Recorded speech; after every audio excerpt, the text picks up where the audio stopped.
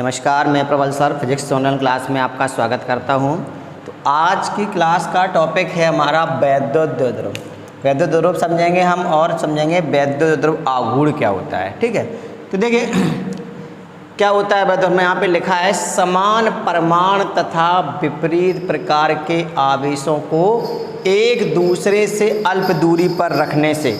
ठीक है, तो कहने का मतलब है हमारे पास दो आवेश हैं, दोनों आवेश कैसे हैं? समान प्रकार के। देखिए यहाँ पे साफ साफ लिखा है कि समान परमाणु तथा विपरीत प्रकृति के, मतलब जो भी हम आवेश की जो वैल्यू लेंगे वो वैल्यू इक्वल होनी चाहिए। जैसे मान के चलिए एक हमारे पास प्लस के 2 कूलाम का कोई आवेश है तो दूसरा आवेश हमारा माइनस के 2 कूलाम का होना चाहिए। ठीक है, तो क्या कह रहा है? समान परमाणु तथा विपरीत प्रकृति के आवेशों। तो देखिए यहाँ इस आवेश का परमाणु कितना है? 2 है। इस आवेश का परमाणु कितना है? 2 है। परमाणु का मतलब होता है संख्यात्मक मान से, और संख्यात्मक मान का मतलब ये हो गया कि जो भी हम आवेश लेंगे उसमें हम चिन्ह की बात नहीं करें, दोनों आवेश प्लस प्लस के हम कह सकते हैं। ठीक है, तो समान तो देखिए यहाँ से तो कह रहा है हमारा समान परमाणु। तो देखो यहाँ पे इसका भी परमाणु आपका 2 है और इसका भी परमाणु 2 है। फिर क्या लिखा है? विपरीत प्रकृति। देखिए इसका बेटा नेचर क्या है? हमारा प्लस के है, प्लस के।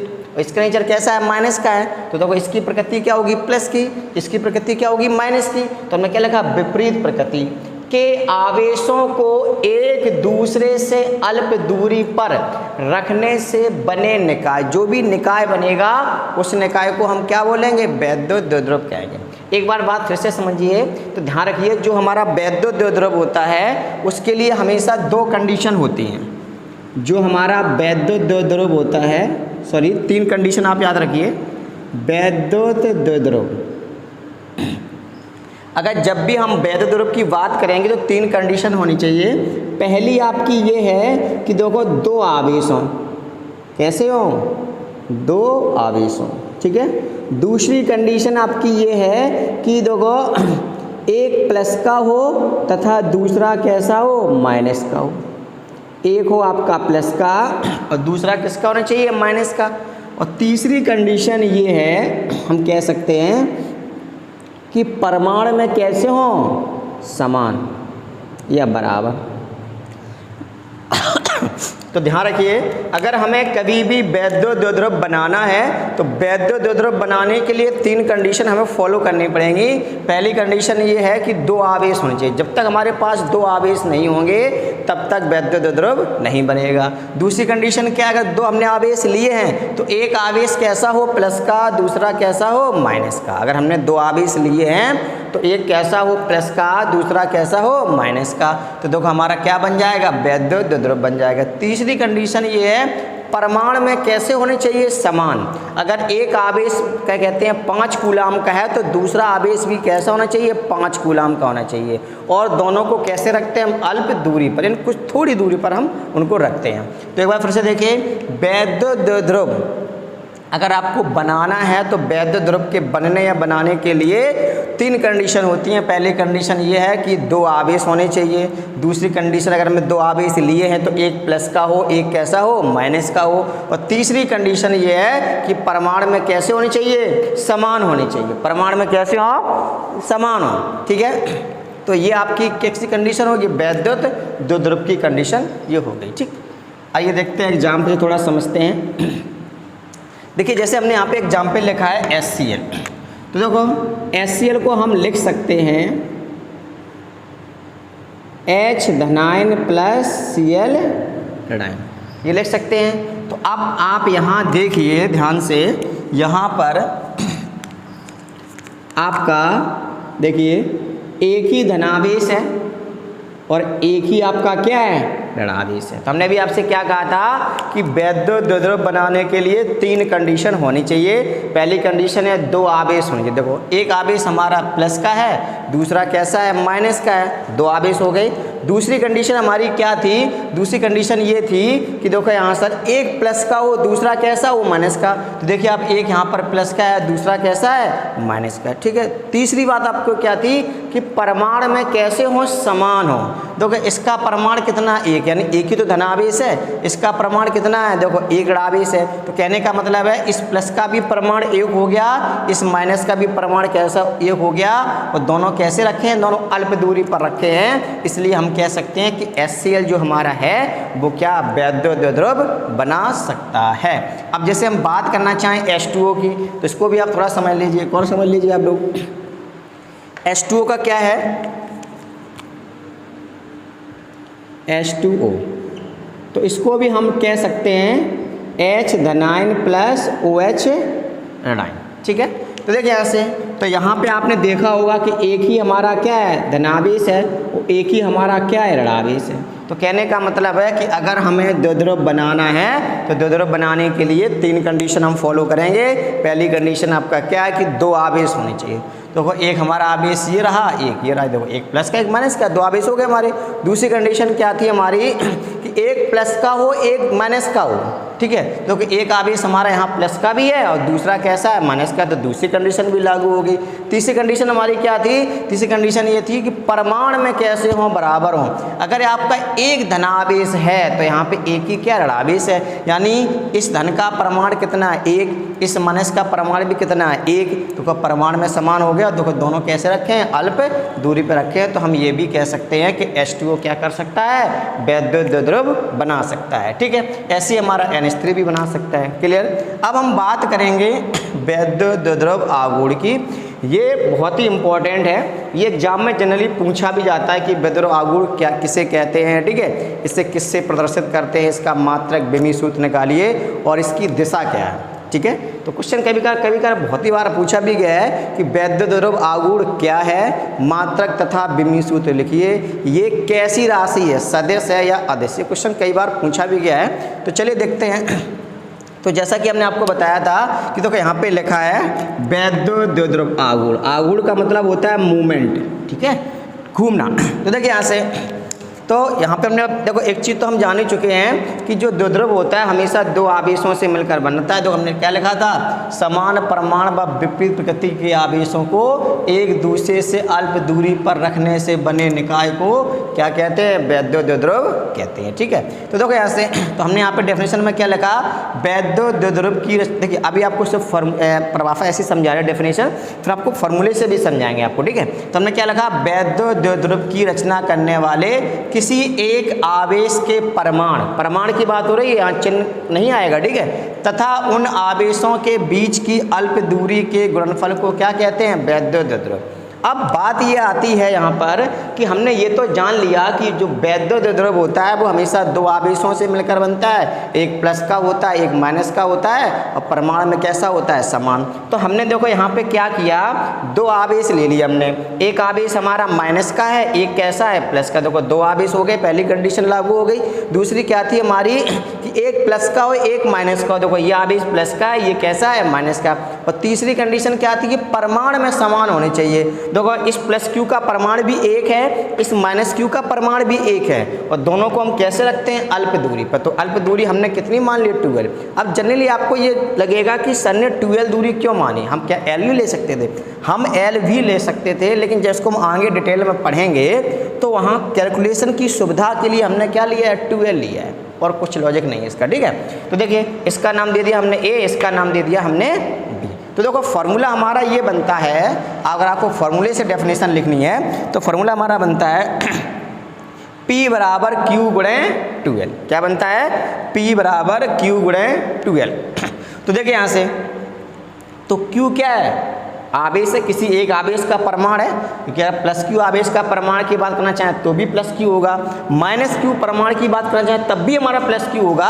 तो हमने किसी एक आवेश का परमाणु ले लिया, आप इसका परमाणु लोगे तब भी प्लस क्यू मिलेगा आपको, आप इसका परमाणु लोगे तब भी आपको क्या मिलेगा, प्लस क्यू मिलेगा, क्योंकि परमाणु में कभी भी चिन्ह माइनस का नहीं आता, ठीक है। अब देखो 12 क्या है, दोनों आवेशों के बीच की अल्प दूरी। तो हमने क्यू को क्या बोला, किसी एक आवेश का परमाणु, और 12 क्या है, दोनों आवेशों के बीच की अल्प दूरी। अब दोनों आवेश कर क्या रहे हैं, दोनों आवेश एक वैध द्विध्रुव की रचना कर रहे हैं, यानी वैध द्विध्रुव बना रहे हैं। तो हमने यहाँ पे डेफिनेशन क्या लिखा, वैध द्विध्रुव की रचना करने वाले किसी एक आवेश के परमाणु, देखो किसी एक आवेश के परमाणु तथा उन आवेशों के बीच की अल्प दूरी। ये 12 क्या है? दोनों आवेशों के बीच की अल्प दूरी है। अल्प दूरी दोनों का आपस में गुणित हो रहा है, जब गुणा होता है तो इसे गुणनफली तो कहते हैं। दोनों आवेशों के बीच की अल्प दूरी के गुणनफल को क्या कहते हैं? वैद्युत द्विध्रुव आघूर्ण कहते हैं। तो आपको अच्छे तरीके से समझ में भी आ गया होगा। तो देखो ये प्लस क्यू माइनस क्यू क्या कर रहे हैं? वैद्युत द्विध्रुव की रचना कर रहे हैं, यानी वैद्युत द्विध्रुव बना रहे हैं। तो हमने यहाँ से एक बार फिर से देखते हैं, वैद्युत द्विध्रुव की रचना करने वाले किसी एक आवेश के परमाणु तथा उन आवेशों के बीच की अल्प दूरी के गुणनफल को क्या कहते हैं? वैद्युत द्विध्रुव आघूर्ण कहते हैं। इसे हम लिख रहे हैं स्मॉल p से प्रदर्शित करते हैं। किस वजह से करते हैं? स्मॉल p, कैपिटल P नहीं बेटा, स्मॉल p से प्रदर्शित करते हैं। ठीक है, अर्थात क्या लिख दिया? P बराबर Q गुणे 12। आप फॉर्मूले से डेफिनेशन ले सकते हैं, आप डेफिनेशन से फॉर्मूला भी लिख सकते हैं। ठीक है, अब हम बात करेंगे इसके सदिश रूप की। अगर हम चाहें तो इसका सदिश रूप भी लिख सकते हैं। सदिश रूप क्या हो जाएगा आपका? देखिए ये P है, ये आपकी सदिश राशि है। P कैसी है? P है क्या हमारा? वैद्युत द्विध्रुव आघूर्ण। तो वैद्युत द्विध्रुव आघूर्ण कैसी राशि हो गई? सदिश। तो सदिश है तो हम वेक्टर लगा सकते हैं बराबर।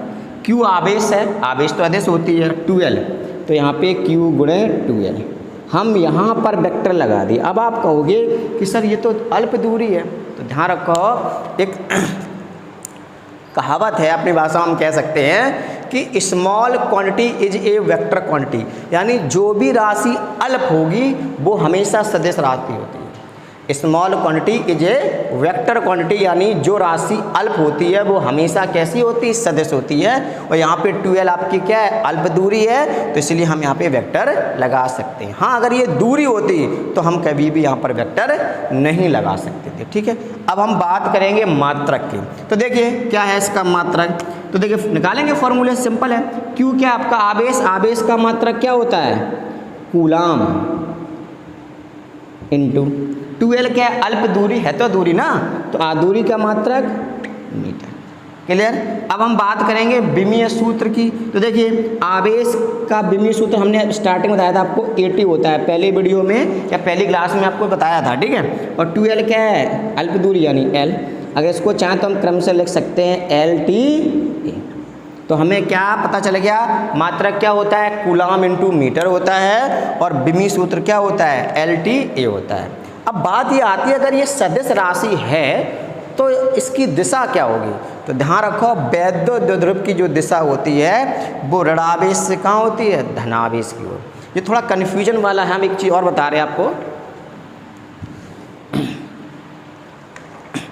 देखिए अगर हम बात करना चाहें P वैद्युत द्विध्रुव आघूर्ण होता है, तो इसकी जो दिशा होती है वो होती है धनावेश से कहाँ होगी?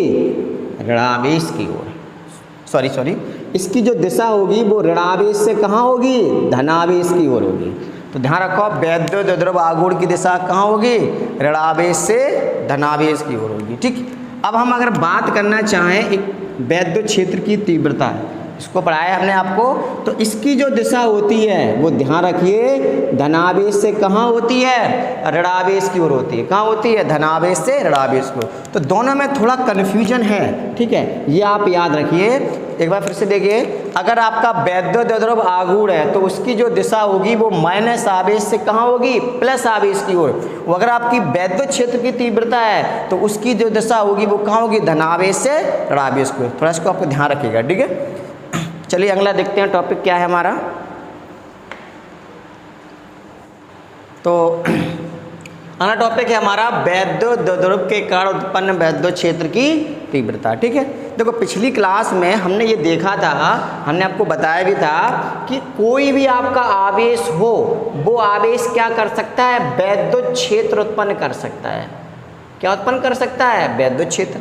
ठीक है, धनावेश भी कर सकता है और ऋणावेश भी कर सकता है। ठीक है, अब बात ये आती है, हमने यहाँ पे लिखा है वैद्युत द्विध्रुव के कारण उत्पन्न वैद्युत क्षेत्र की तीव्रता।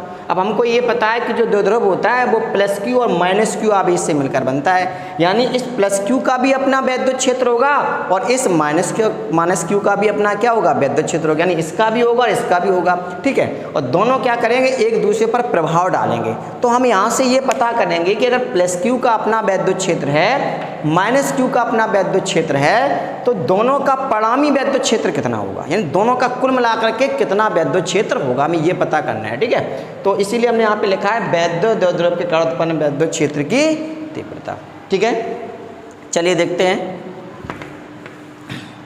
देखिए, अब चूंकि यहाँ पे वैद्युत द्विध्रुव की बात हो रही है, तो हम तीन तरीके से, यानी वैद्युत द्रव्य के कारण उत्पन्न वैद्युत क्षेत्र की तीव्रता हम तीन तरीके से ज्ञात कर सकते हैं। इसकी तीन कंडीशन है। ठीक है, पहली आपकी कंडीशन है अक्षीय स्थिति। क्या है आपकी पहली कंडीशन? अगर देखा जाए, हम यहाँ पे समझाएंगे आपको। पहली कंडीशन है आपकी अक्षीय स्थिति। इसे हम ये भी कह सकते हैं अनुदैर्घ्य स्थिति, इसे अनुदैर्घ्य भी कहा जाता है, अनुदैर्घ्य। ठीक है, दूसरी हमारी होती है निरक्षीय स्थिति। ठीक है,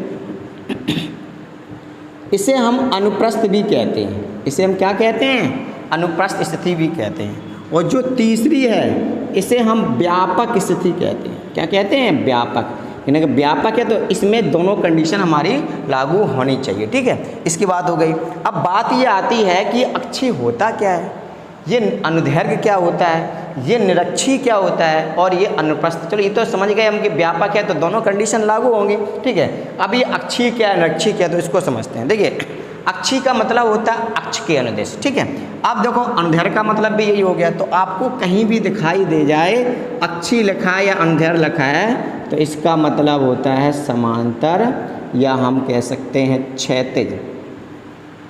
क्लियर? और इसका मतलब होता है लंबवत या आपका ऊर्ध्वाधर। किसका? निरक्षीय स्थिति का।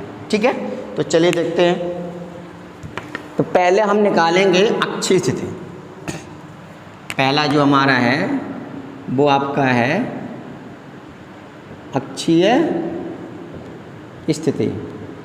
अब देखेंगे क्या है आपकी अक्षीय स्थिति। चाहे हम अक्षीय स्थिति कहें, चाहे हम अनुदैर्घ्य स्थिति कहें, बात एक ही होती है। ठीक है, क्वेश्चन कभी कभार अनुदैर्घ्य से भी आ जाता है। एक तरीका और है, वो हम बताएंगे, चित्र से समझ में आएगा आपको। तो देखो, चूंकि निकाल रहे हैं हम वैद्युत द्विध्रुव से, तो इसका मतलब है हमें दो आवेश लेने पड़ेंगे। तो हमने यहाँ पे क्या किया, दो आवेश ले लिए।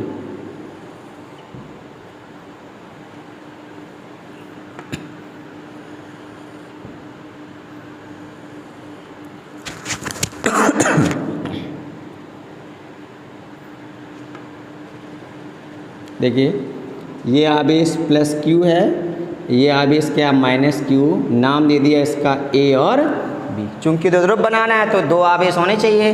देखो, दो आवेश हो गए हमारे, एक प्लस का, एक कैसा हो, माइनस का। देखिए, ये प्लस का है, ये माइनस का है। तीसरी कंडीशन क्या होती है कि परमाणु में बराबर। इसका परमाणु भी एक है, इसका ही परमाणु कितना, एक है, तो यानी द्विध्रुव बन जाएगा हमारा। ठीक है, और दोनों को रखते कैसे, हमेशा हम अल्प दूरी 2l पर। क्लियर? अब अगर दोनों की अल्प दूरी 2l है और हमने क्या किया, इसका मध्य बिंदु O ले लिया।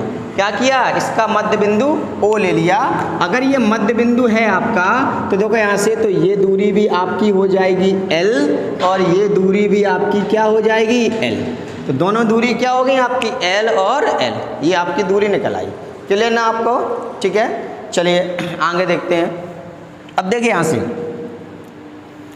अब हमने क्या किया कि ये जो मध्य बिंदु O है, इस मध्य बिंदु O से स्मॉल r दूरी पर, कितनी दूरी पर, स्मॉल r दूरी पर, इस मध्य बिंदु से, अगर ये मध्य बिंदु है तो यहाँ से स्मॉल r दूरी पर, ये दूरी कितनी हमारी, स्मॉल r दूरी है। और इस स्मॉल r दूरी पर कोई बिंदु हमने मान लिया क्या है, P है। क्यों? उसका रीज़न ये है क्योंकि अगर ये प्लस क्यू का आवेश है तो ये भी अपना वैद्युत क्षेत्र बनाएगा, ये माइनस क्यू आवेश है तो ये भी अपना वैद्युत क्षेत्र बनाएगा। क्लियर ना? अब ये बिंदु हमारा क्या हो गया, P है। हमने ये कोई बिंदु P है, और ध्यान रखना ये जो बिंदु P है ये वैद्युत क्षेत्र के भीतर है, यानी आप यहाँ कहीं भी ले सकते हैं, लेना आपको वैद्युत क्षेत्र के भीतर, ये बाहर नहीं लेना है। ठीक है, तो अब ये जो प्लस क्यू है इसका भी अपना वैद्युत क्षेत्र होगा। तो दो, इसका वैद्युत क्षेत्र हमने मान लिया क्या है, या वैद्युत क्षेत्र की तीव्रता कितनी मान ली, E1 मान ली। कितनी मान ली, E1। तो प्लस क्यू आवेश की तीव्रता कितनी हो गई, E1 हो गई। क्लियर ना आपको? अब जो माइनस क्यू आवेश है इसकी तीव्रता हमने कितनी मान ली, E2 मान ली। कितनी मान ली, E2। अब बात ये आती है कि हमने एरो इस तरीके से क्यों लगाए। कि तो हमने आपको बताया था, एक टॉपिक पढ़ाया था वैद्युत बल रेखाएं। हमने आपसे कहा था कि अगर हमारे पास प्लस क्यू आवेश है तो बल रेखाएं आवेश से निकलती हैं, यानी जो एरो होगा वो आवेश से दूर जाएगा, ठीक है। और अगर हमारा ऋणावेश है तो कंडीशन क्या थी कि देखो वैद्युत बल रेखाएं अनंत से आती हैं, तो यानी एरो कहाँ आएगा, आवेश की तरफ आएगा ना, ठीक है। तो देखिए यहाँ से, और जो वैद्युत बल रेखाएं होती हैं वो किसको प्रदर्शित करती हैं, वैद्युत क्षेत्र को प्रदर्शित करती हैं। हमने आपको डेफिनेशन लिखाया था कि वैद्युत बल रेखाएं वे काल्पनिक रेखाएं हैं जो वैद्युत क्षेत्र की दिशा को क्या करती हैं, प्रदर्शित करती हैं। यानी अगर कभी भी हमें वैद्युत क्षेत्र की दिशा को बताना है तो बल रेखाओं का हम यूज करते हैं। तो देखिए यहाँ से, तो कहने का मतलब ये अगर धनावेश है तो तीव्रता आवेश से देखो यहाँ से कहाँ जा रही है, दूर जा रही है, और यहाँ कहाँ आ रही है, देखो आवेश की ओर आ रही है। अब जो E1 तीव्रता है वो प्लस क्यू आवेश की है, और देखो इस बिंदु P पे निकाल तो आवेश से कहाँ जानी चाहिए, देखो दूर जानी चाहिए। देखो इसके हिसाब से कहाँ जानी चाहिए, देखो यहाँ से दूर जानी चाहिए। अब आपका ये माइनस का आवेश है तो तीव्रता की जो दिशा होगी वो कहाँ होगी, देखो यहाँ से आवेश की तरफ होगी। तो आवेश तो आपका इधर है तो एरो भी कहाँ आएगा, आवेश की तरफ आएगा। आपको देखो एरो कहाँ आएगा, आपका आवेश की तरफ आएगा। देखो यहाँ भी दो आवेश तरफ आ रहा है। अगर आपका प्लस का आवेश देखो तो एरो कहाँ जा रहा है, आवेश से देखो दूर जा रहा है। देखो ये आपका बिंदु P यहाँ पे निकालना, देखो तो ये दो एरो देखो ये आवेश से लगातार दूर जा रहा है। तो देखो इस तरीके से आपको समझ में आ गया सभी लोगों को। चलिए हम आगे देखते हैं। ये तो आपका डायग्राम हो गया, ठीक है। चलिए तो हम लिख सकते हैं यहाँ पर थ्योरी अगर लिखना चाहें कि माना एक वैद्युतध्रुव AB प्लस क्यू और माइनस क्यू आवेशों से मिलकर बना है जिनके बीच की दूरी कितनी है, 2L है, ठीक है। तब इसके मध्य बिंदु O से अच्छी स्थिति, तो कौन सी स्थिति, अच्छी स्थिति, तब इसके मध्य बिंदु O से अच्छी स्थिति में कोई बिंदु P है जहाँ पर क्या निकालनी है, वैद्युत क्षेत्र की तीव्रता ज्ञात करनी, यानी इस बिंदु P पर क्या निकालनी है हमें, वैद्युत क्षेत्र की तीव्रता। चलिए तो सबसे पहले निकालेंगे प्लस क्यू आवेश से। तो यहाँ लिखेंगे प्लस क्यू आवेश के कारण, प्लस क्यू आवेश के कारण बिंदु P पर वैद्युत क्षेत्र की तीव्रता। देखिए आप यहाँ से क्या निकलेगा हमारा, E1 बराबर, E1 मान लिया हमने। तो देखिए तीव्रता का फॉर्मूला होता है हमारा, हम पढ़ चुके हैं पिछली क्लास में, 1/4 पाई एप्सिलॉन नॉट के Q/R उसके, ठीक है। अब इस फॉर्मूले को भी आपको समझना बहुत ज़रूरी है। देखिए ये तो हमारा कांस्टेंट है, K तो बताता है माध्यम को, ठीक है। Q हमारा आवेश है और ये क्या है, दूरी। ये बात अभी अधूरी है, कॉन्सेप्ट हमारा भी अधूरा है। कॉन्सेप्ट पूरा क्या है कि ये तो आवेश है और ये R वो दूरी है जिस आवेश से हम तीव्रता जिस बिंदु पर निकालते हैं। यानी देखिए इस आवेश से, यानी Q आवेश से जिस बिंदु पर हमें तीव्रता निकालनी होती है वहाँ तक की दूरी R होती है। एक बार फिर से सुनिए, इस आवेश से जिस बिंदु पर तीव्रता हमें निकालनी होती है वो दूरी क्या होती है, R। अब हम तीव्रता निकाल कहाँ रहे हैं, इस प्लस क्यू आवेश से, और कहाँ पे निकाल रहे हैं, बिंदु P पर। इस आवेश प्लस क्यू आवेश से तीव्रता कहाँ निकालना है, बिंदु P पर। तो यानी ये दूरी, इतनी जो दूरी है, ये वाली जो दूरी है हमारी इतनी, ये कितनी होनी चाहिए, R। ये हमें इतनी दूरी हमें पता होनी चाहिए। तो ये दूरी कितनी हमारी AP है। तो हम लिख सकते हैं फॉर्मूले में 1/4 पाई एप्सिलॉन नॉट के Q/AP का स्क्वायर। चलिए आप AP निकालिए, 1/4 पाई एप्सिलॉन नॉट के Q। अब AP क्या देखिए हमारा, अब देखिए यहाँ से यहाँ तक पता है हमें कितना R है, ये कितना है आपका L है, तो ये कितना बचेगा आपका R माइनस L। कैसे बचा, सपोज करो ये आपका 8 सेंटीमीटर है और बेटा ये आपका 2 सेंटीमीटर है, ठीक है। पूरा 8 है, इतना 2 है, तो ये कितना बचेगा, 6। कैसे निकाला हमने, 8 में से 2 गया 6। तो ऐसे हम बता सकते हैं कि देखो अगर इतना पता करना है तो ये पूरा कितना R, ये कितना L। अगर R में से हम L घटा देंगे तो ये हमें मिल जाएगा, तो कितना जाएगा, R माइनस के L। तो हम यहाँ पे लिखेंगे R माइनस के L का होल स्क्वायर। इसे डाल दिया हमने क्या, समीकरण नंबर 1। क्लियर ना सभी को। अब ऐसे ही निकालेंगे माइनस क्यू आवेश से। तो देखिए माइनस क्यू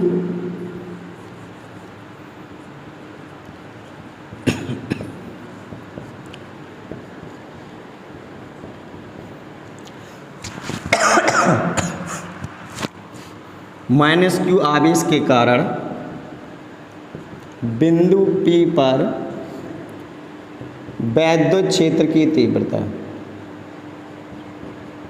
वैद्युत क्षेत्र की तीव्रता, तो क्या मान ली हमने E2 मान ली, वही 1/4πε0 के Q अपॉन, यानी हमने क्या बोला था अभी, इस आवेश से जिस बिंदु पर तीव्रता निकालते हैं वहां तक की दूरी r होती है। तो माइनस क्यू आवेश से बिंदु P पर निकाल रहे हैं तीव्रता, तो माइनस क्यू आवेश से बिंदु P तक की दूरी हमें पता होनी चाहिए।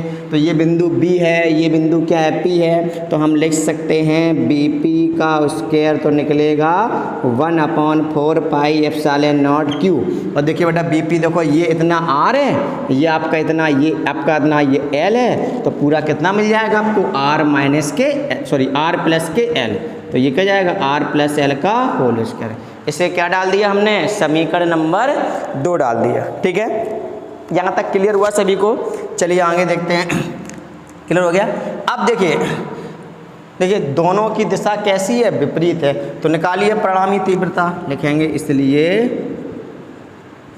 बिंदु P पर परिणामी वैद्युत क्षेत्र की तीव्रता, वैद्युत क्षेत्र की तीव्रता, देखिए क्या जाएगा, E बराबर E1 माइनस के E2।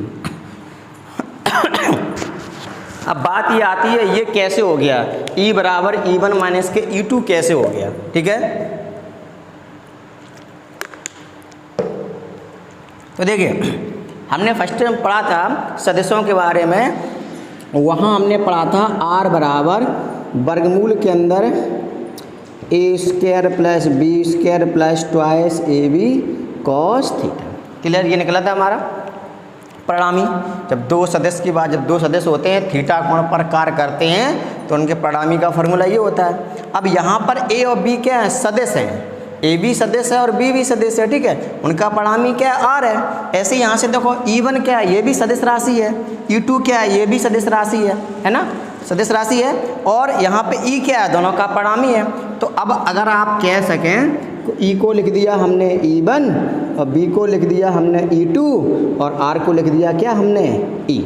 ठीक है, तो आपका बन जाएगा फॉर्मूला E बराबर वर्गमूल के अंदर E1 square plus E2 square plus के ट्वाइस E1 E2।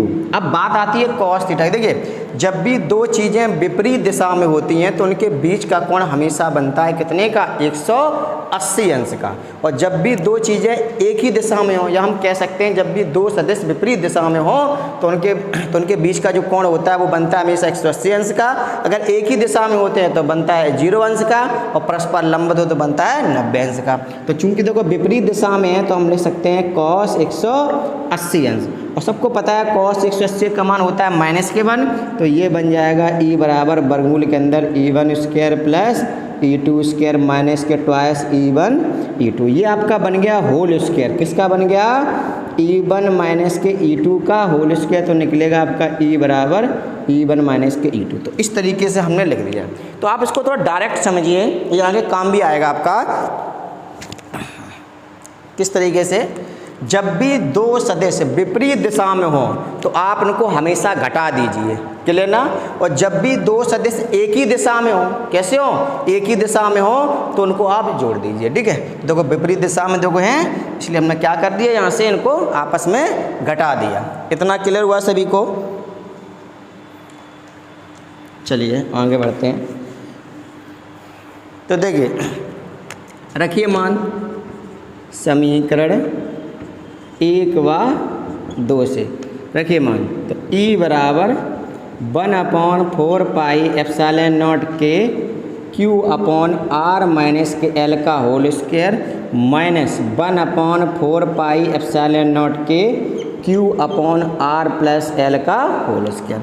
अब यहाँ पर जो हमको कॉमन मिल रहा है वो कॉमन मिल रहा है हमें E = 1/4πε0 के और Q ब्रैकेट मिल रहा है 1/R माइनस के L का होल स्क्वायर माइनस के 1/R प्लस L का होल स्क्वायर। क्लियर ना सभी को। अब देखिए, अब यहाँ पे हम करेंगे क्रॉस मल्टीप्लाई यानी कैंची गुणा करेंगे, तो हमें मिलेगा E = 1/4πε0 और Q। देखिए यहाँ से, तो जब इसका गुणा इधर करेंगे तो जाएगा R + L का होल स्क्वायर, तो को माइनस लगा तो माइनस लगा, इसका इसमें करेंगे तो R - L का होल स्क्वायर और पूरे पे बटे इसका नीचे का नीचे गुणा होता है तो R - L का होल स्क्वायर, R + L का होल स्क्वायर। चलिए आगे सॉल्व करते हैं इसको। 1/4πε0 और Q।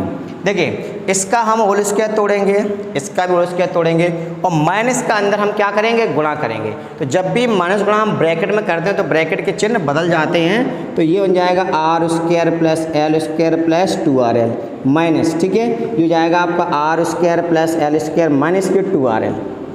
ठीक, ये बन गया फार्मूला हमारा। ठीक, अब हम क्या करेंगे, इसका माइनस का क्या करेंगे, अंदर गुणा करेंगे। क्या करेंगे, अंदर गुणा।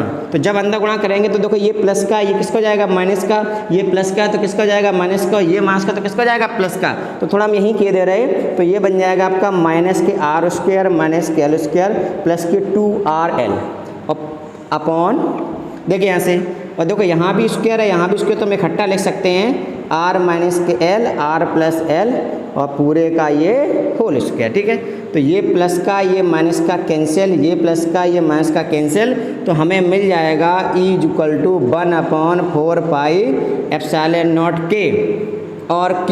देखिए यहाँ से ये 2RL हो जाएगा 4RL और देखो ये लग जाएगा वर्गांतर यानी R² माइनस के L² का होल स्क्वायर। अब क्या इस वाले यानी अंश वाले पद को हम ये लिख सकते हैं 1/4πε0 के, हमने लिख दिया Q × 2L। देखिए हमने यहाँ से एक L ले लिया, यहाँ से एक 2 ले लिया, तो बचेगा हमारा यहाँ से 2R अपॉन R² माइनस के L² का होल स्क्वायर, इतना बचेगा हमारा। क्लियर ना सभी को। चलिए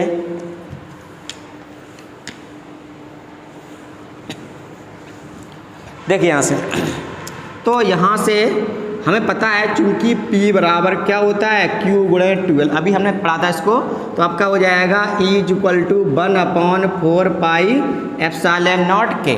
देखिए यहाँ लिखा है Q × 2L, वहाँ हम P लिख सकते हैं। चलिए P लिख दिया इंटू 2R और अपॉन R² माइनस के L² का होल स्क्वायर।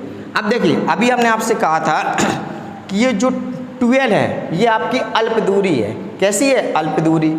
और यहाँ पे क्या लिखा है, L का स्क्वायर। सपोज कीजिए आपके पास कोई 12 वैल्यू है वो 0.2 है, मैंने बोला था अल्प है, तो ये भी मान आपका अल्प ही है। अगर आप निकालना चाहो L तो हो जाएगा 0.1, अगर आप निकालना चाहो L² तो 0.01, इतना तो निकलेगा हमारे यहाँ से। अब देखिए, अब आप हमें ये बताइए कि यहाँ पे 12 बड़ा है कि आपका L² बड़ा है। देखिए 12 बड़ा है, L² कैसा है, छोटा है। तो यहाँ से हमने एक चीज़ और सीखी कि जो राशि अल्प होती है और उसका हम वर्ग करते हैं तो वो राशि और भी छोटी हो जाती है। ठीक है, तो 12 तो वैसे भी छोटी थी, अब हमने उसका वर्ग और कर दिया, यानी L हमने वर्ग करके या L निकाल के फिर उसका वर्ग कर दिया, तो क्या मिला हमें L², तो राशि और भी छोटी हो गई। किसकी तुलना में, इस R की तुलना में। तो हम लिख सकते हैं R = ग्रेटर देन।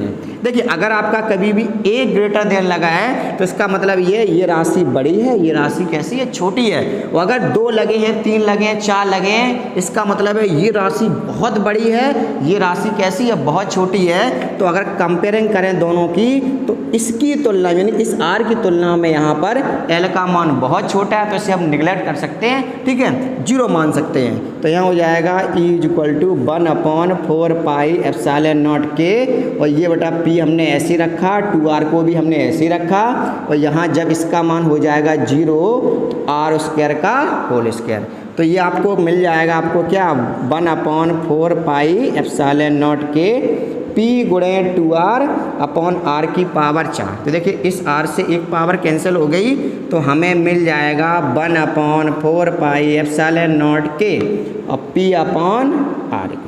ये मिल गया वैद्युत क्षेत्र की तीव्रता। ठीक है, और इसका मात्रक होता है, मैंने बताया था, लिखा करो बार बार तो याद हो जाता है, तो जाएगा न्यूटन पर कूलम। चलिए हम आगे बढ़ते हैं। और अगर हम बात करना चाहें वायु के लिए, यहाँ अगर हमने K लिखा है तो इसका मतलब है यहाँ बीच का कोई ना कोई माध्यम है।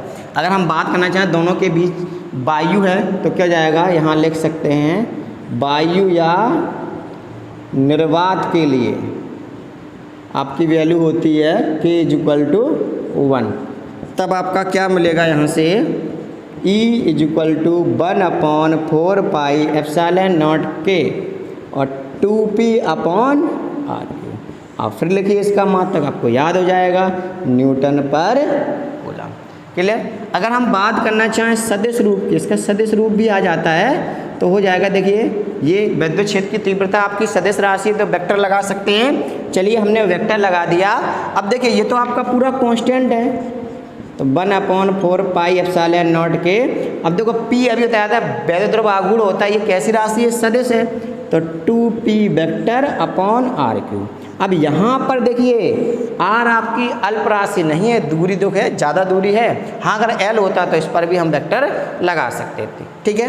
अब अगर हम यहाँ से एक चीज़ अगर देखना चाहें, ये तो आपका कांस्टेंट, अगर हम p को कांस्टेंट मान लें तो जो E हो जाएगा वो 1/r³ मिलेगा। तो क्वेश्चन कभी कभार यहाँ से भी पूछ देते हैं, क्वेश्चन आता है कि सिद्ध कीजिए कि वैद्युत द्विध्रुव कण अच्छी स्थिति में विद्युत क्षेत्र की जो तीव्रता होती है वो क्या होती है, दूरी के घन, दूरी की तृतीय घात कहते हैं या दूरी के घन के व्युत्क्रमणुपाती होती है। तब भी आपका आंसर यही रहेगा। आई होप सभी को समझ में आया होगा। अगर समझ में आया सभी को तो सभी लोग वीडियो को लाइक करें, शेयर करें और कमेंट जरूर करें। धन्यवाद।